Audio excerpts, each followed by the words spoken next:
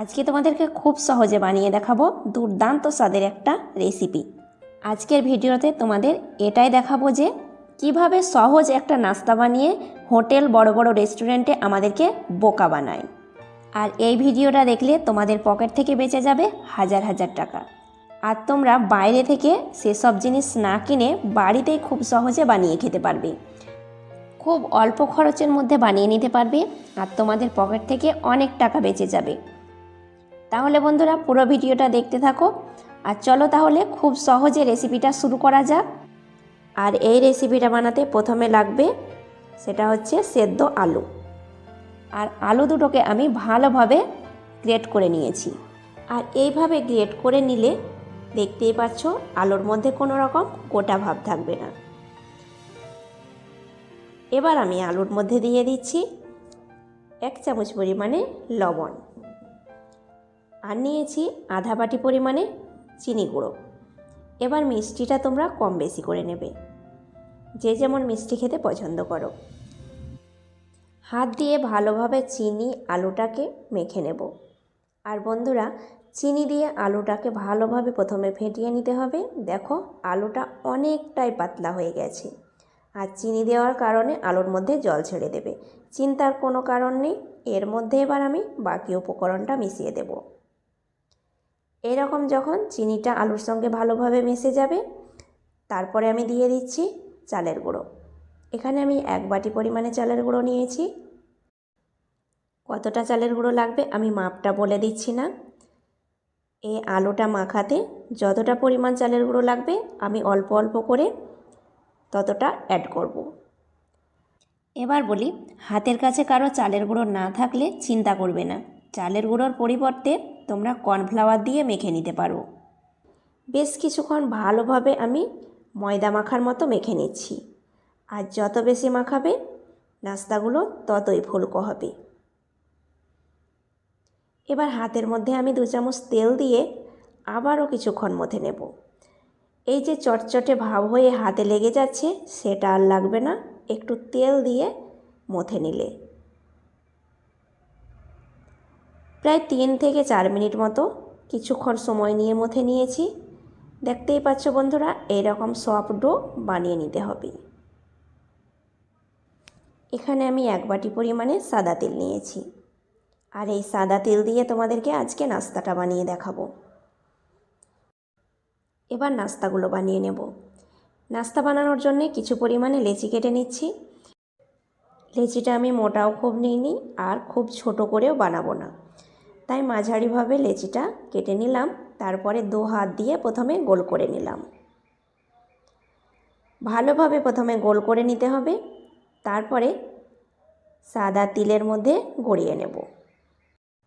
লেচিটাকে এমনভাবে তিলের মধ্যে গড়িয়ে নেবে যেন তিলটা লেচির মধ্যে ভালোভাবে লেগে যায়। আর যেহেতু লেচিটা অনেকটাই নরম আছে তাই তিলগুলো খুব সুন্দরভাবে লেগে যাবে।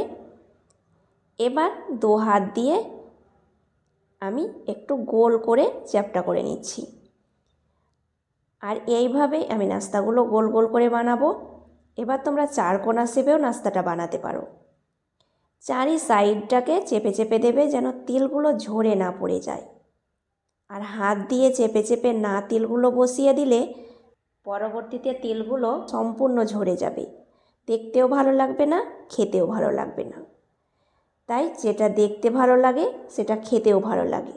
তাই অবশ্যই বন্ধুরা তোমরা হাত দিয়ে একটু সময় নিয়ে চেপে চেপে তিলগুলোকে নাস্তার গায়ে বসিয়ে দেবে। দেখবে তিলগুলো আর ঝরে পড়ে যাবে না। নাস্তাটা আমার রেডি হয়ে গেল, একটা প্লেটের মধ্যে রেখে দিচ্ছি। এবার বন্ধুরা তোমাদের সুবিধার জন্যে আর একটা বানিয়ে দেখাচ্ছি। প্রথমে কিছু পরিমাণে লেচি কেটে নিলে তারপরে 2 হাত দিয়ে গোল করতে থাকবে। গোল করার পরে তিলের মধ্যে ভালোভাবে এপাশ ওপাশ করে গড়িয়ে নেবে যেন তিলটা ভালোভাবে লেচির গায়ে লেগে যায়। এবার 2 হাত দিয়ে একটু চ্যাপ্টা করে নেবে, চারি সাইডটাকে একটু চেপে চেপে দেবে। এইভাবে চেপে চেপে নাস্তাটা বানালে আর চিন্তা করতে হবে না তিলটা ঝরে যাওয়ার। দেখো খুব সুন্দরভাবে নাস্তাটা রেডি হয়ে গেল। আর এইভাবে নাস্তাটা বানানো খুবই সহজ, একবার দেখলে খুব সহজে তোমরা বানিয়ে নিতে পারবে। একে একে সমস্ত নাস্তা আমি একইভাবে বানিয়ে নিলাম।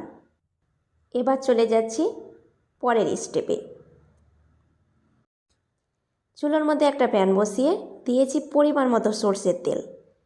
তেলটাকে মাঝারি আঁচে গরম করে নিলাম হালকাভাবে। তারপর একে একে নাস্তাগুলো তেলের মধ্যে ছেড়ে দিচ্ছি। তেলটাকে পুরোপুরিভাবে গরম করবে না, হালকাভাবে হালকা আঁচে গরম করে নেবে। তারপর নাস্তাগুলো তেলের মধ্যে ছেড়ে দেবে।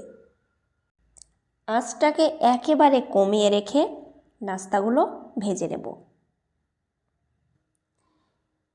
এবার চেক করে নিচ্ছি এক পাশ হয়েছে কিনা। হালকাভাবে এক পাশ হয়ে গেছে, আমি আর এক পাশ করে দিচ্ছি।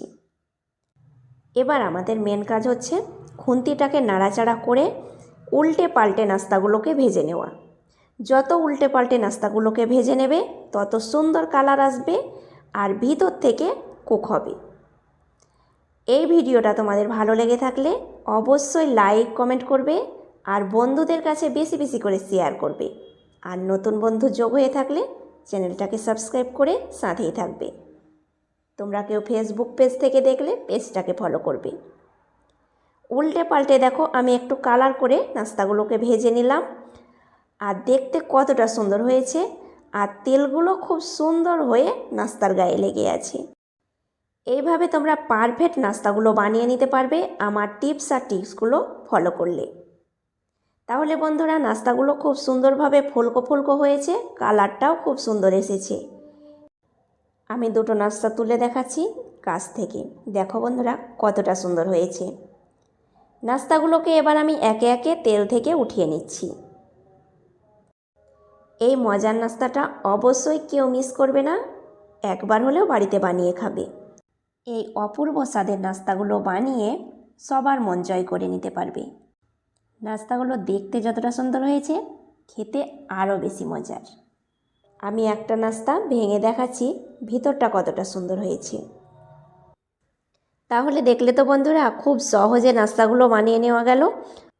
আর বড় বড় হোটেল রেস্টুরেন্টে গিয়ে আমাদেরকে বেশি দাম দিয়ে নাস্তাগুলো কিনে খেতে হয়। এই সাধারণ রেসিপিগুলো আমাদের ওখানে গিয়ে বেশি দাম দিয়ে কিনে খেতে হয়। তাই বন্ধুরা বাড়িতে খুব সহজে খুব অল্প উপকরণ দিয়ে খুব কম খরচের মধ্যে নাস্তাগুলো বানিয়ে খেতে পারো। তাহলে তোমাদের পকেট থেকে বেঁচে যাবে হাজার হাজার টাকা। আজ এই পর্যন্তই, আবার আসছি নতুন রেসিপি নিয়ে। ধন্যবাদ।